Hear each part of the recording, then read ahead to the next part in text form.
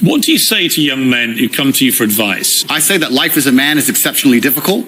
I say the most beautiful and the most terrifying thing about being a man is you're born without value. Society doesn't care about you. You're only going to be cared about based on how useful you are. You have the chance to build yourself up and become a superhero if you're prepared to do the hard work and be indefatigable enough to never quit. But if you're going to stand around and wait for a handout, nobody's going to ever respect you. And I think that a lot of people have forgotten about how difficult and how competitive it is as a man. We're always in constant competition with each other. And it's your duty as a man to stand up and say, I want to be as important and strong and good-hearted and God-fearing as possible. And I need to work hard to achieve those things. And the dangerous thing about overly emotional men is that they're dangerous. They're genuinely dangerous. This is what's crazy.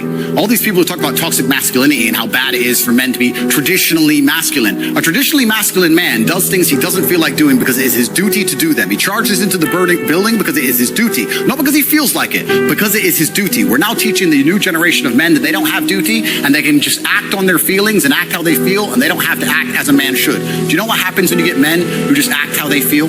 You get school, you get violence, you get... Men who do not control their emotions are dangerous. If you find a man who is stoic, he's not going to hurt people. He's going to sit and think about his actions very carefully, and he's going to be a good man who protects for it and provides for his family. You find a man who just acts out on impulse and does whatever he feels like, you're going to find a dangerous man. Sitting here telling men to cry more and act with their feelings and it's okay to feel this way, that way, etc., and have no self-control. That is why we have the problems we have in the world.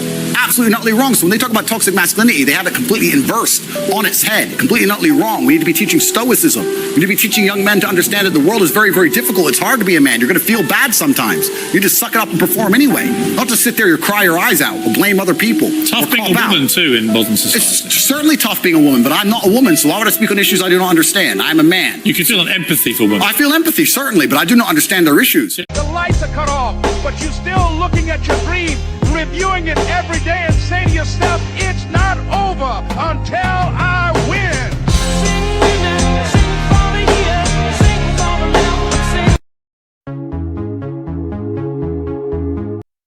No, seriously, what is this place?